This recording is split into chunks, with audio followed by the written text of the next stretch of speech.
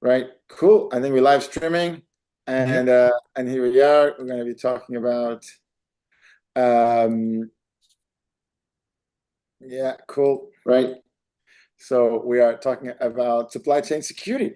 Right. So you got me, Marius, a couple of others. Hopefully we'll join in right during the session. Feel free to ask questions. Actually, on YouTube, we could also ask questions on YouTube, which is quite cool. Right. There's actually a nice way now to ask and have a chat on YouTube. So you can also do that. So yeah, so we're going to cover the sort of the supply chain side of things, right? And um, maybe I'll just give a quick intro from my side, and then Mario just do a quick intro from your side, and then we'll take it from there, right? So Yeah. yeah, so I've been doing security for a long time. I have to say, supply chain security is again one of those, it's a bit like code security, where I could never see how it could scale, right? It's one of those where once you start thinking of the tree and the dependencies, it's almost like I almost felt like it was a miracle we were more compromised, right? It was a miracle, and I think it also shows that security sometimes has this metric that it's not because something can happen that it will happen, right? So yes, we have a crazy amount of problem supply chain. So for me, the biggest interesting opportunity now is the opportunity of the Gen AIs to allow, or the LLMs to allow us to understand the relationships. So I like the idea of using the LLMs to understand data, not to create data. But I also feel that the Gen AIs are introducing a ridiculous threat to our supply chain because of the fact that if you think about the API, which LLM is an API, right? Not only is the API crazy vulnerable, right? Because remember that now code, data is code, right? So it's not even separated, right? And we still don't understand how the LLMs work. So we don't understand how backdoors can be in, how you can manipulate it, all sorts of jazz. But more importantly, they will become a crazy insider threat because imagine LLM gets popped, right? Now you're being attacked from an LLM, right? So if you imagine, so not only is ridiculous on the outside in from a threat point of view, is also very dangerous if it goes rogue, right? If it goes malicious. So, which is kind of why I said that the last thing you should put in LLM these days is on a chatbot, right? Because that's crazy difficult to protect. What I like is I like the opportunity to use a lot of the LLMs to really understand the ramifications of the supply chain, right? And I definitely feel that becomes a massive attack surface as a lot of companies also improve their own security, but also companies delegate a lot more. So the supply chain now is literally you go to the finance team and saying, who are we paying, right? In terms of services, is every one of those is a supplier, right? Yeah. So yeah. Yeah.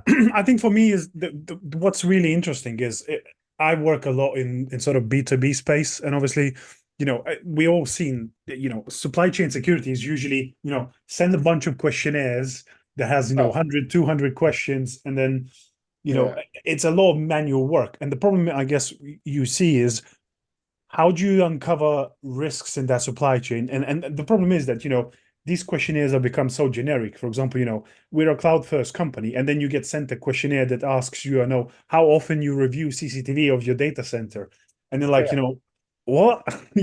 We don't. And that's what becomes is a problem, I guess, on scalability. And a problem is how deep do you go? We're talking about, third party supply chain. You go fourth, fifth, where do you stop? Well, So you when stop you at the end, right? You have to go to the end, right? Yeah, yeah. You But have that's to the go to thing, the point where there's an implication on the way up, right? yeah. Yeah, but that's the thing. That's where, scalability and the depth of that you permeate in that supply chain, it becomes really hard to track.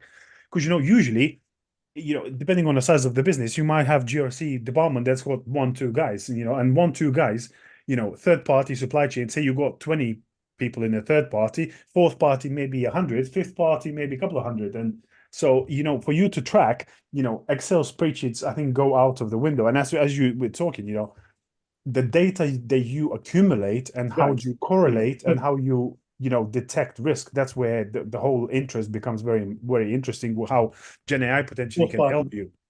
Yeah, but look, let's take this by bits, right? So the first one is, and I think this is a good example of a lot of stuff that I think is broken in cybersecurity, right? If you look at the questionnaire that we create, right, it's a good example of good intentions going wrong, right? It's designed so that we can get a sense of what's going on the other side, and that being a perfect example of security done wrongly, right? Yeah. Because we don't customize it. So, because if you think about it, like the whole point of this should be you have a commercial relationship with a third party. You must go down the stream to go, okay, what are the 4 more important questions you want to ask? Great. What are the 20 more important questions? What are the 50 more important questions? And all of them should be in context, right? Yeah. And if you don't have context, it doesn't make freaking sense, right? Like, and the context has to be a mix between what you are getting from them, where the data goes into, how important it is for you, how much data or how many of your assets they have, right? And and what's going on the other side. Because if you don't take that into account, then the question is it pointless, right? Because you basically are literally measuring 50 or 100 or 200, 500 people under the same lens, and that doesn't make any sense, right? Yeah. So you're going to have suppliers where you almost go, right, guys, just I don't care about you, just let me know if you get hacked and I shut you down, to, oi, I'm giving you some of my important assets, I really want you to protect this, right? So the questions and the diligence you should do on them should be very different. Yeah, exactly. And that's the thing, I've started sort of splitting out and building questionnaires based on, are you handling PII? How critical are you to our services? Are you plugging into critical customer path? And Yeah. what happens if, are you down? Do you affect my operations? If you are down and I can still service my customer, you're not a critical supplier. But if I Yeah. can't, and my customer is impacted to it, then obviously there's a different due diligence pathway that I need to go to make sure, obviously, we iron out all the problems. We look at BCP planning, we look at SLAs, and that's where I guess, due diligence and supply chain as well. I think there's another point where sometimes is missed. You need to tie that into your contractual agreements, because Absolutely. what's the implication of you being down, But it has to have context, right? Or else those negotiations will go down very fast, and it doesn't make sense, right? And Yeah. and it's not efficient, right? And I think a lot of these things is that especially in big organizations, but even small, right? You have hundreds of these. You have to be able to scale. And the worst part is that it doesn't create the economic model of rewarding the ones that are doing it right. Because what you really want is you want the companies who actually do security right, who are thinking about it properly, and maybe who invest on it, they should have a competitive advantage, right? They should be able to measurable, right? Have an advantage on that, right? And so let me share one slide I have here, right, which I think is quite interesting, right? So if you look at this, right? So one of the things that I find is that, yes, it's the next major revolution, right? But it's because it can create content, right? Not because it can create content. And that's where I think a lot of people go wrong, right? Yeah. So it's not about creating content, because we still don't know where it comes from, right? But because it can understand content, that's the game changer, right? So if you look about what we talk about here, the game changer is the fact that you can now take your policies, your content, your asset, the way you just described, right? Which is that context of the supplier, and that's where you feed an LLM, right? And that's where you can get it to understand the visualization, right? And get to understand what is actually going on, because that's the problem, right? Because again, hallucinations, they are a feature, right? When you create content, but they're a bug when you're trying to deal with facts and evidence. And when we're dealing with third-party supply chains, it should be about supply and evidence, right? And by the way, the pattern that I think is really powerful, right? I kind of go through here, right? Is like, basically, very quickly, the LLM gets the answer. Sometimes you can feed the answer. This doesn't scale because, it goes exponentially. A lot of people provide this. Is what ChatGPT does. They summarize it, right? But what I think is interesting is you run to 3 in parallel. But the coolest thing is when you run it to another one, right? And the best part is this workflow here where, so for example, imagine the world just describing for, let's say if I want to say, what are the 4 questions I want to ask to my supply chain, right?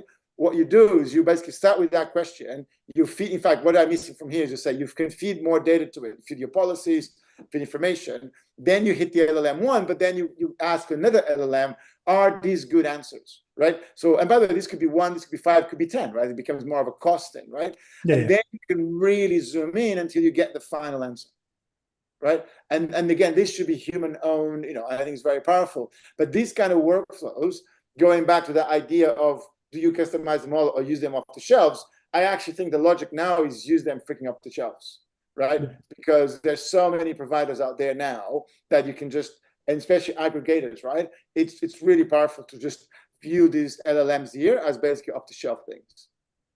Well, yeah, exactly. Unless you unless you guys got a horsepower to create something amazing, you just use what's out there. And as you say, I think it's a very important point is that nowadays, obviously, there's two kind of coins of the of the point is that some people are very scared of AI, and some people are rushing towards AI. But I think there's obviously you'd think as long as you understand it, as long as you understand the pitfalls and understand how it works, you can leverage it, and you don't need to be scared that you're gonna, it's gonna replace humans. It's not gonna replace humans, but it Yeah, will allow. it's the task, right? The task is, but I tell you what, it can actually replace a lot of tools. It can replace certain industries if they don't get their act together, right? Like Yeah, I did this presentation at OWASP when I was talking about AppSec, right? I was basically saying application security is about project management, task management, risk management, QA, testing, blah, blah, blah. And I said, every one of those industries, right, that becomes Gen AI enabled properly will do better AppSec than the current AppSec tools, yeah, right? Because it's an order of magnitude better, right? Like a QA tool will be able to write, tell you good security code, right? yeah, A good risk tool will be able to, even a risk tool that is properly AI enabled will be able to start telling you which part of the code is risky, which part of the code you should fix, etc. Right? So I think there's a lot of really cool innovation that is going to happen on that space. oh, definitely. I think it's just it comes to the point where somewhere I think somebody I read there's a great post, as long as you understand how to use it and where the use cases is, instead of like, plugging in an intern who's sharing all of your company data on ChatGPT, you can separate the use cases and put the guardrails in of where you use private LLMs and But where you on the use supply public. chain, right, which I think is interesting. So see, for me, there's a big difference, right? If let's say models, right? Mm. If you say you have a model, you're using Gen AI, right? So here's the thing, right? The first question I want to ask you is, does he learn? Right? First one, Yeah. the model learn right now, right? Is he learning? Right? The second one is, are you using a read-only model? Right? And the third one is what kind of chain you have in there, right? And where's the content? Are you leveraging content from the model itself, right? Or you feed the content, right, based on the user questions? Yeah. Because depending on his answers, you literally go from a high risk to all right, nothing that problematic, right? Yeah. Because for me, the worst case scenario is the model that learns, right? That you build your own and you rely on the content inside the model, right? That is literally the recipe for disaster, because there's been lots and lots of cases of models that start to be gamed, like some high profile. But the worst part is that I still think there's a lot of research that will come out on how to attack the models. And by the way, anybody like is on pen testing and the red teaming side, you should go to town, because I think there's so much, maybe not low hanging fruit, but medium fruit and top fruit in the models, but like ridiculous exploits. Like think about what does a buffer overflow look like in a model, Well, yeah, right? and What does especially. remote code execution look like in a model? We haven't figured that out, but they're bound to exist, right? Well, yeah, exactly. And I think, as you say, now if I'm a pen tester and I become curious and start playing with these models, I can develop models that will test the other models. Because obviously you leverage the power and Yeah, capability of your knowledge of pen testing, plug that into a model that yeah. iteratively learns new potential loopholes and gaps. And you can go to town with it, not only to town with it, but you can potentially discover some great capabilities and build some great products because, you know, as I said, as I mentioned earlier, there's an arms race to, build the tools. And there's some great people obviously building some great product. But unless you can think like an attacker, you're Yeah, never going to be able to build something that's impenetrable. yeah, but that's what I'm saying. If you have a model that is read only, right? You bring your own content, then it's then it becomes more AppSec, right? Then it becomes more of a normal AppSec thing.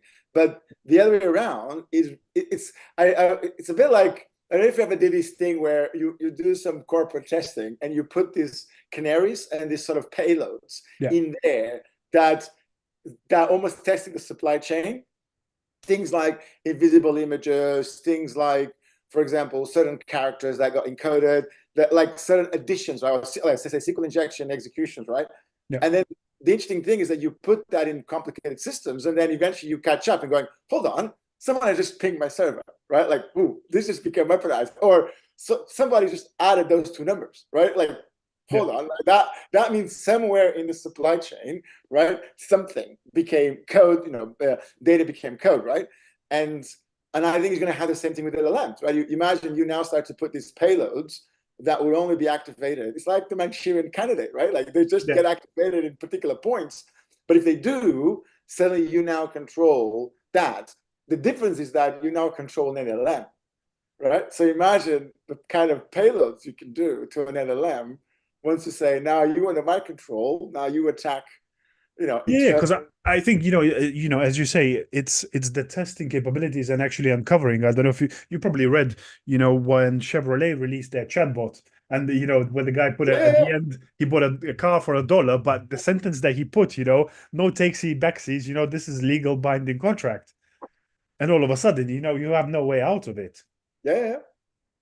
But that's because that model was learning, if you think about it, right? That's a perfect example of what you don't want to do. And there's some guys I was talking that they were creating, I think, OWASP, they're creating a large language model maturity model, like a maturity model for LLMs.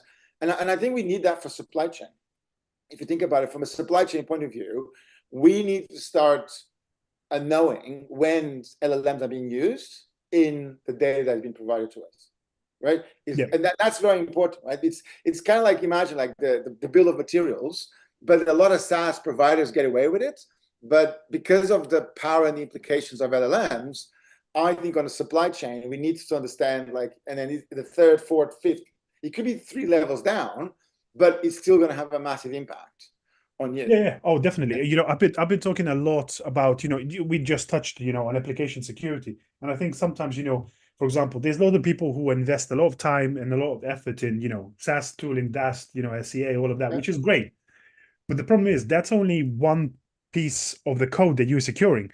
But the integrity of the platform that builds the code, and if that's breached, doesn't matter. No SaaS, no SEA, no DAST, not going to help you, because there's something can be injected into the code as it moves through a CI/CD. So making sure that there's no stone left unturned throughout your supply chain. That's how, I think we need to think iteratively where there could be problems and how we can verify, signing your code. I think, talking about SBOMs and things like that. I think there's a great way now, how we can, sign patches with certificates and things like that. Because, supply chain, when that gets breached, how many times there's been, you get a patch that's automatically applied for a third party, which comes with malware or beaconing somewhere to another C2 server, and then you're done. Yeah. No, look, I couldn't agree more, right?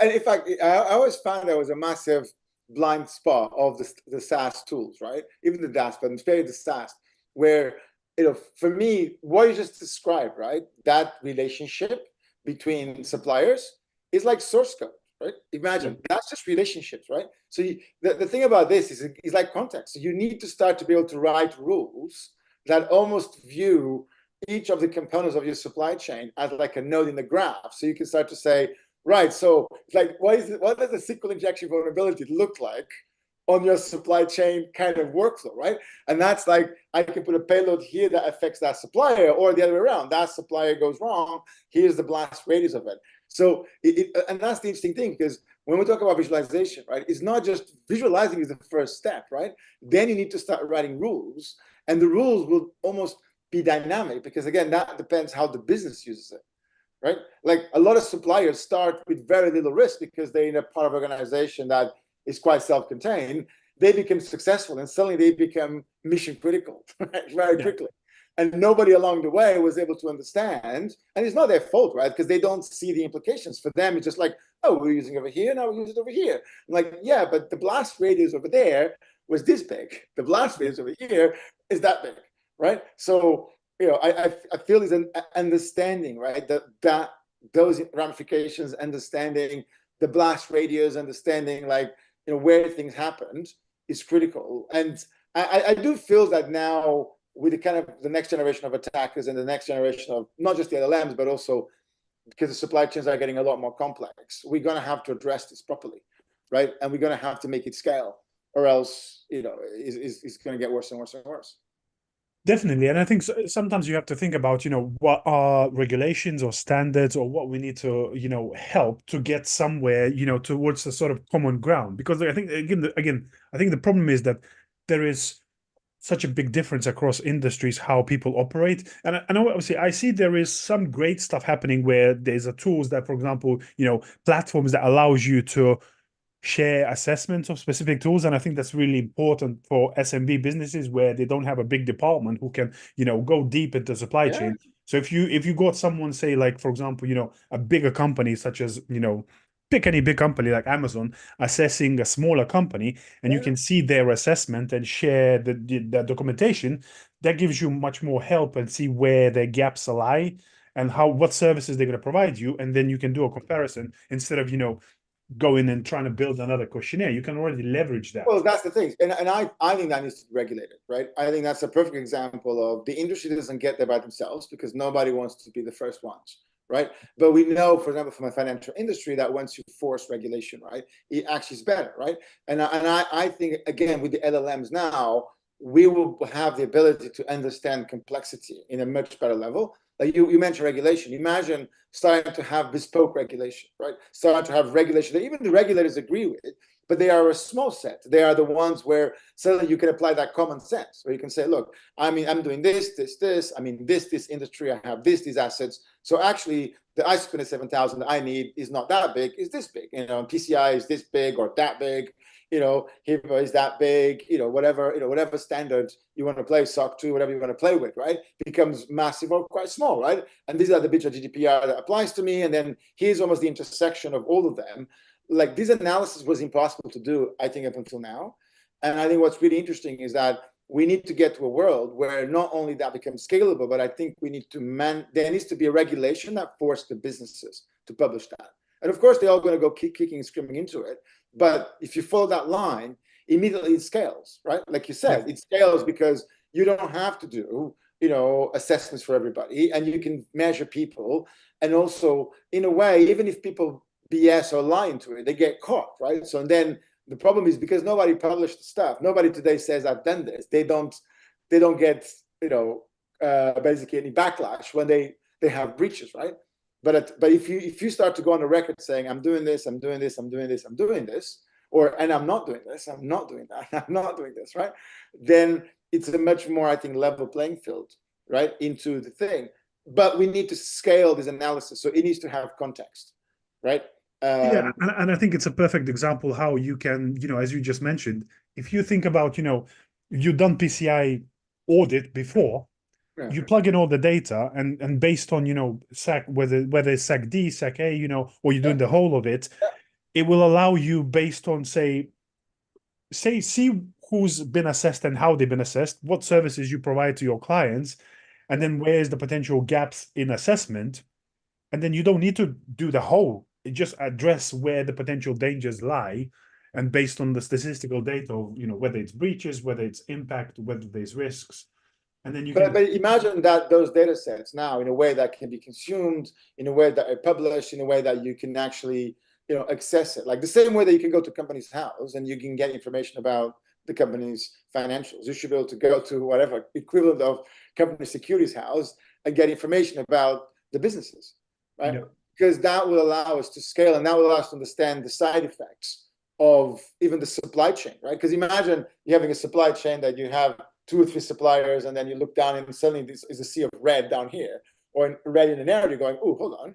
It's like, what's going on there, right? And then you see how deep your data goes into, right? And you realize, oh, why is my piece of sensitive data now being distributed to all these suppliers, right? That actually some of them have really bad security practices, right? But on the other hand, you might say, and this is what I like about it, is the idea that some of these you might go, but I don't care, right? You might say, look, that supplier has a GUID, right? So I'm giving that supplier a GUID of an address or of this piece of data. So I actually don't care if the thing gets compromised, right? Because, it's almost like everything I gave that supplier can be exposed.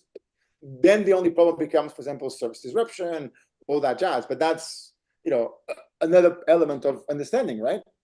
But I think we need to now bring this level of analysis and visualizations, right, to the supply chain, because it allows us to really scale in a way that we could never scale before. Oh yeah, definitely. If you're thinking about, for example, you get to a certain level of size and you're managing maybe, 50, 60 third parties and reviewing 100 questions for each on a quarterly basis, it become a nightmare. But you can say, okay, this is what these providers or these companies provide for us. This is where there is PII interaction. This is where PCI interaction or HIPAA or whatever, data that we're sharing with them. Highlight the most, riskiest problems that they can cause, and let me hone in on that. And maybe I only need to review a couple of suppliers and a couple of questions. Yeah. So now imagine that scale. Imagine if that information was also publicly available or a variation of it. Then, all you needed was somebody good in your network to do a good review, right? So everybody benefits. So that environment today doesn't work very well because everybody's doing the same thing. But if that information is public or a variation of it is public, then you scale a lot more. Yeah, I think it's I think I saw, where did I see? I think I was reviewing the risk ledger, and then I think they're kind of building similar thing where, you can hone in on specific questions, and then that builds, a view. Because, for example, it allows you to say, okay, Amazon reviewed this specific entity, and they ask for them specific questions, and you can see how they are reviewing or how they're supplying evidence and how their compliance changes to specific questions. So even if you're not directly engaged, you can see how other companies are engaging that third party and how they are providing evidence and how their compliance to specific standards changes over time. Yeah, and it's quite interesting because I see a lot of innovation in this space, right? I think I've seen and heard of a lot of companies on the risk space, which is good, right? Because I think it shows maturity, right? On this, I still feel like I wish more of them did more of graph stuff and share it and connect the dots and allow it a lot more of that information to be organic, right? But there's definitely a crazy amount of innovation, which is really good, right? On this space. Yeah, exactly. And I think it's just about, sometimes I think with some of these tools as well, you need to think about, we usually talk, technicalities. Risk sometimes can be a very treacherous sort of place to enter. But if some of these tools as well can connect the risk assessment to a board level reporting, or to highlight how we can showcase, the strategic risk at how we're going to address it, basically to sort of board level or to other people who are non-technical, and split it. Because I always, I think the key point for me is usually when you look at tools is, can you split out two levels of reporting, one being technical and one being sort of board level, non-tech? Yeah, but here's the thing, man, and I'm actually working on that right now, right? On my startup, right? Is the reality that you don't need two, you need 30, right? Yeah, well, yeah. Because the reality is that you need one per person or per audience or per topic that you have that is in their culture, in their language, in their expectation, in their state, and allows them to interact with it, right? And that's the real power, right? Is when you can really connect the dots, right, with an audience and saying, this is what's happening. And I would love, imagine how effective the third-party management would be, that if you could say, look, we just discovered this, or this is the risk for a particular supplier, and now you find the 20 stakeholders in the business that are impacted by that, right? Yeah. And then you have 20 messengers, right, all the way from board, execs, directors, even operators that say, right, this risk that this supplier has, this is what it means to you, right? You can go from the engineer, you're the one that's going to have to deal with this. Do you even know how it works? To you're the one that is accountable. You're the one exec that are going to lose money if this goes out. You exec rather want to go to jail if this blows up. A board member. This you're the one that the value is going to diminish by X% if that supplier. So can you imagine, right?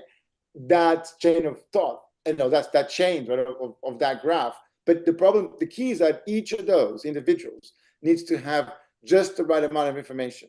And it could be that for one is the paragraph. It could be for another one is 20 pages, and it could be for another one is 100 pages, right? Because it depends what they want, right? You know, so that's why I think there's going to be a lot of really cool innovation, right? Yeah, and I think it's a very important thing what you just mentioned. I think sometimes, I see sometimes, it gets it's broken whether it's reporting or whether the way roles are being set up. CISO function used to be sort of, part or it's some department somewhere. It's still called, IT security, which Yeah, kind of covered just a very small subsection of security. But nowadays, obviously, CISO yeah. function is we've been fighting for that, sort of board or sort of seat at the board. But now But we have now access to it, right? yeah, and once you get access to it, you can't just focus on IT security, as you just mentioned. You have there's data, there's applications now, the supply chain. We're talking about finance, HR, business development. There's all of these departments where you become a trusted security advisor to them. And as you say, addressing that supply chain, addressing all the application, the data, and helping and building influence. Because that's a key point. When you get that seat, you need to be able to build influence via your communication and addressing and translating what are the risks these people are facing.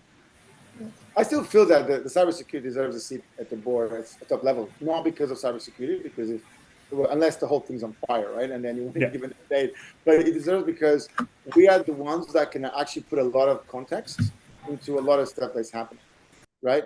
And I think that makes a big difference. Like for example, that translation of reality into business, I think is something that the cybersecurity can do it with a lot of facts, right? In an interesting way. And I was talking to the CISOs, and they spot the same thing, which is in an interesting way, we are probably one of the few ones that can have certain conversations that are not that politically charged, right? Because we could say on fact. So it's not like we don't care who picked the product, we don't care who uses it, we don't care who thinks one is better. What we're saying is that this is a fact, and that's a fact, and that's a risk, and that's a risk. Let's make a decision now, right?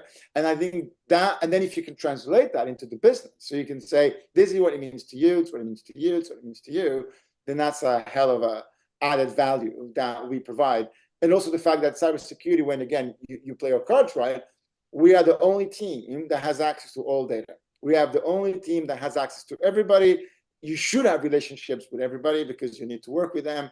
And it's, again, it's a great force multiplier in organizations, right? So Definitely. I think, there is companies now who are making sort of their whole ethos is there are CISOs who came through, the technical route, but now the skills or the communication, the translation, the board level reporting, and that business acumen is, businesses that are helping CISOs to get to that level. Because, if you never sort of report it to the board, and how you can translate and, learn different personas, how people want to hear specific things, because obviously you're talking to CTO differently to how you talk to the COO or to CEO or exactly. CFO, and what they understand and how, your specific initiatives impact the whole business goals. It's very important, and how you translate that to to the whole business reporting and business strategy. You can transform how your initiatives are viewed, and whether you are listened to or not. Because sometimes I'm can be sometimes skeptical around CISOs, where they keep saying, oh, I'm lacking board support, or I'm not getting budget. But sometimes I always say that is, it's not always the audience problem. Is the person who is addressing the audience problem. Oh, If completely. you're not understood and if you're not supported, sometimes you just need to think how I can translate and how I can gain support through those initiatives if they are really important. Yeah. Rehan had a couple of really cool questions. Can we bring you in, Rehan? I think yeah, you go. Cool. Yep. Thank you. Thanks, Dinis. And good to hear you and Marius in the conversation. What I was trying to kind of maybe allude to, as you guys were calling out, questionnaires have been the typical go-to approach, or the traditional approach to assessing vendors. And kind of by nature, I don't see them as scalable, because you have a vanilla questionnaire, you're still having to face with hundreds, perhaps thousands of vendors that you may have to deal with across your ecosystem. If you try and customize it heavily, you bring the burden or you push the burden to the vendor, because the vendor might now have to deal with hundreds of customized questionnaires from their customers. So there's a balance to be had, I feel. The other thing I wanted to maybe get your thoughts on is, I see TPRM as a kind of a blended approach. So, due diligence kind of in layers. For your lowest risk vendors, you might find questionnaires sufficing. For your highest risk vendors, you may want to layer, I want some independent certifications, for instance, because questionnaires, again, are just simply self-attestation. It's worth the paper somebody's responded on. I have no kind of legal clawback from that, whether they, responded accurately or not. And so layering kind of independent certifications, and this to the point, Dinis, you said, if at some point we have, a good assessment of the vendor's security posture available publicly, I just feel we've got to push for those certifications, attestations from, our vendor ecosystem. That's the only way we'd probably make any headway in this space. And then finally, very quickly, there is also this element of open source data, which a lot of the vendors are now kind of plugging. So I'm wondering if you've come across any initiative that tries to kind of blend all those data sources, and it'll be fantastic if it can come up with some sort of projection based on these 3 feeds or disparate feeds of data. Marius, you go first? Yeah, I think, as we kind of alluded, I looked at a few platforms, as you perfectly, say, there are route now where, as the vendor numbers increase, the questionnaire sort of scalability of Excel assessment or whatever, however you do your questionnaires, it becomes impossible. So I think the key point is there are platforms, there are GRC platforms, there are third-party supply chain platforms, and I think they are slowly working towards that field where, as we kind of alluded with Dinis, is that if you take someone, say a vendor, say if they've done PCI assessment, they've done SOC 2, they've done ISO. So based on these assessments and the services that they provide, where there are potential gaps in the controls that these potential, compliance frameworks do not address. And that's where I think, if you, especially now looking in the LLMs, that's where you can start modeling that data, review all the controls that these 3 compliance frameworks are asking and where the gaps are in the services that they're going to provide. That's where you can sort of hone in on, say, maybe 5-10 questions instead of, going through the same 100 questions, so on and so forth. And I think secondly is honing in on, there is companies, especially, more larger and more sort of companies that have more supply chain exposure, they're being assessed by a number of companies. So how we can build on that data and databases where we can get access of previous assessments, what has been done during assessments, what data and evidence has been provided, and how you can say if said company has been assessed by another 20 companies and they have any similar services they are providing to us, well, I don't need to dig any more deeper than that. I maybe need to just review what they've already provided as evidence, what they have covered, and maybe there's a few only questions where I need to dig deeper, or maybe I just need to say, to maintain our business operations, we're going to build in a contract our SLAs and how we're going to maintain our security requirements to make sure that, they comply with our contract, as well as, the upkeep and SLAs of our services. They actually found that the problem is not the big ones for suppliers and the small suppliers. The big one, by now, they're being pushed. They had to do it regardless if they wanted or not, right? The small suppliers, they usually take quite care because you're dealing usually with, 2-3 people companies, right? And they care about it. And also they're very receptive, right? They'll do stuff that if you help them. The ones in the middle are the really problematic ones, especially the ones that are growing very fast because they look really mature, but behind the scenes is all smokes and mirrors, right? The thing, Rehan, that you mentioned, I think is super critical, is that you absolutely, for those more important suppliers, you have to put on a contract right of audit, and you have to put in a contract right to get the data, and you put that in your contract. So basically, your security team should have the right to ask for all sorts of information, reports, if you know, and it's almost like it's kind of a game of weight, right? It's kind of like if you had 3 companies and you say, give me all your pen test reports, right? You just immediately know which ones are good, because if the first one gives you a pile of stuff and they say, no, we don't do pen tests, we do this and this and this and this, that's okay. Maybe the other one sends you one a bit out of date. The third one says, we don't give you because blah, blah, blah. It's protected. It's confidential information. You know exactly which one is vulnerable, right? It's like, it's the one that doesn't have those reports, the one that haven't thought about it. They're the ones you should really be worried about, right? So, and I feel that's how you scale, right?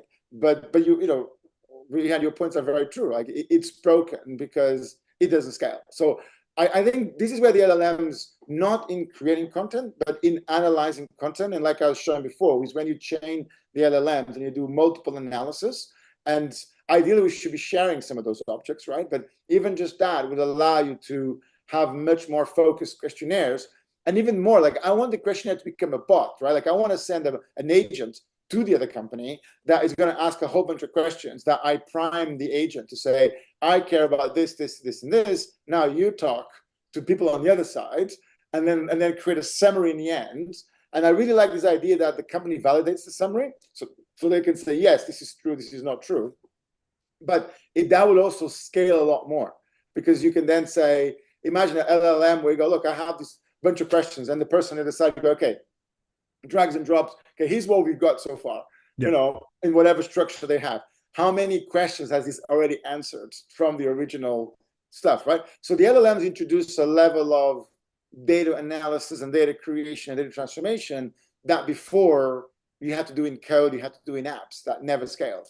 Yeah, and I think it's a very important point that I just wanted to mention is you need to make sure that, as you say, you build obviously trust, but you also dig deeper, because sometimes it's smoke and mirrors. For example, those of us who's done ISO 27001 assessment, they know that you don't need to comply with 97 controls. I can put in a plan that's saying I've got a plan that says I'm going to put these 30 controls over the next year, and I'm already complying with it. But are you going to do it? That's the question. And how do you assess your maturity plan towards addressing those controls? I think that's important. And I just wanted to mention another thing. I think, we're talking about compliance and, sort of just a very simple but a very important example. So if you look at Europe statistics, for example, even looking at, for example, like organ donation, there are countries who has opt-in and who have opt-out. So those who have opt-in, the uptake is about 10%. Those who have opt-out, they have 90% of uptake. So for example, if you look at some simple thing, none of the cloud vendors by default asks you to use MFA. It's an opt-in service. So if you by default turn everywhere MFA, imagine how much risk you're removing from the supply chain, from the cloud. But you're right. And it should show red. Imagine a visualization of your supply chain and going, which ones enforce MFA by default, which ones don't enforce MFA by default, right? Yeah. And exactly. Change. Like actually, ironically, those visualizations change, because I always find there's always somebody in the company that's trying to do the right thing. The problem is they're being overridden by somebody who says this is more important, or no customer wants that, or there's no customer value, or etc. So in a way, we need to start telling we as the customers, no, we care about it, and you need to start putting pressure on the business from the top down. So they go to the person or the team inside that wants to do the right thing, and they're going, now you have the mandate.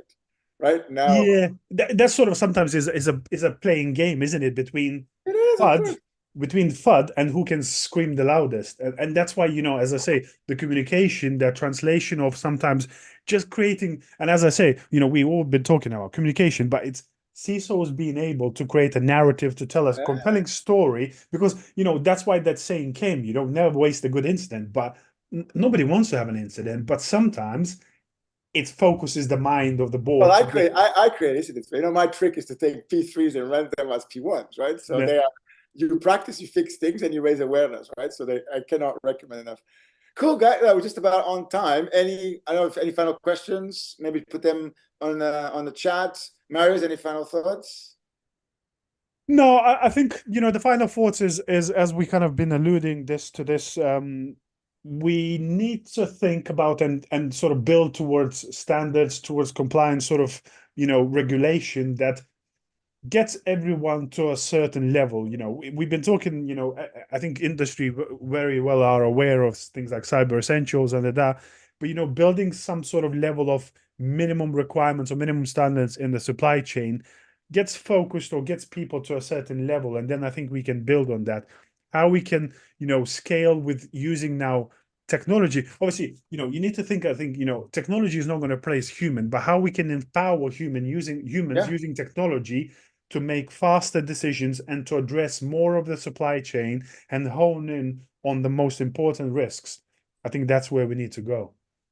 And just my final thoughts. I think the real opportunity is that we can finally do supply chain, right, properly in a way that we can never before, because we can finally start to have access to the data, and we can finally start to be able to analyze the data and be able to really drive change in our suppliers. So I feel that this is a great moment to, if you're interested in supply chain, if you're interested in this world, I think there's going to be a huge amount of innovation, and I think it's going to be one of those industries that needs to get it act together, because it's becoming really real now, and there's massive dangers, right? And you could see a lot of exploits occurring through the supply chain because the companies are becoming more hardened, right?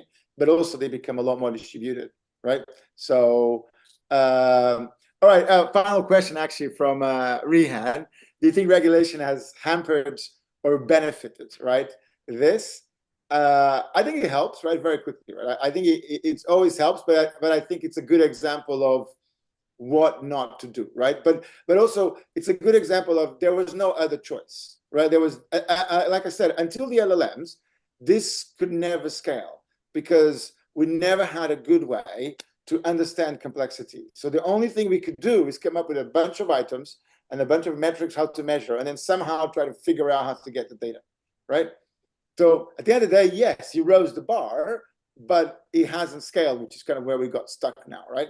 So I think it benefited a lot, but I feel that we now have an opportunity to really make the regulation scale, because we can start to create custom regulation and custom requirements that are adapted to the contexts of that particular of a particular situation, right?